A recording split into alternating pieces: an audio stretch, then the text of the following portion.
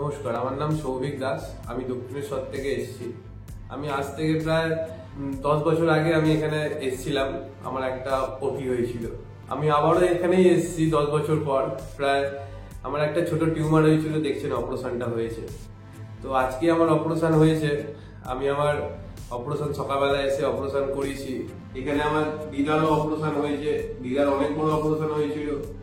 আমার দাদার অপারেশন হয়েছে। এই নিয়ে আমি দুবার অপারেশন করালাম ডাক্তারবাবুর কাছে এসে।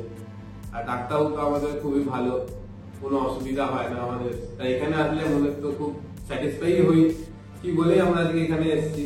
আমার টিউমারটা প্রায় হয়েছিল প্রায় 6-7 মাস 8 মাসের উপর থেকে, ছোট থেকে বড় হয়েছিল। এই টিউমারটা আগে আমি দেখিয়ে চিকিৎসা দেখিয়েছিলাম। দেখিয়ে ডাক্তারবাবু বলেছিল যে কিছুদিন পর আমি এটা অপারেশন করে দেবো।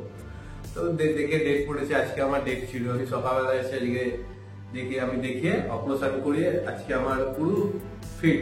অপারেশন থিয়েটারে ঢুকতে তো সবারই একটু ভয় ভয় লাগে, কিন্তু হ্যাঁ, অপারেশন থিয়েটার থেকে বেরিয়ে যাওয়ার পর আমার আর কোনো ভয় নেই। অপারেশন হয়ে হচ্ছে একদম পুরো পারফেক্ট, কোনো আমার নিজের তো কোনো কষ্টই হচ্ছে না। আর এর আগে আমার ঠোঁটের ভেতরে সিস্টটা অপারেশন করে গেছি। 10 বছর আগে আমি এখানে এসে অপারেশনটা করিয়ে গেছিলাম। তো ওই ঠোঁটের ভেতরে হয়েছিল, ওটা অনেক বড় হয়েছিল, দেখতেও খারাপ লাগতো। ওটা যখন অপারেশন করিয়েছি তো আমার এখান থেকেই ঠিক হয়ে গেছে, আর ওখানে আমার কিছু হয়নি। ক্যালকাটা কসমো এর ডক্টর নাগওয়ানি স্যারের সাথে আমি প্রায় 10 বছর 12 বছর ধরে আমাদের এখানেই আছি।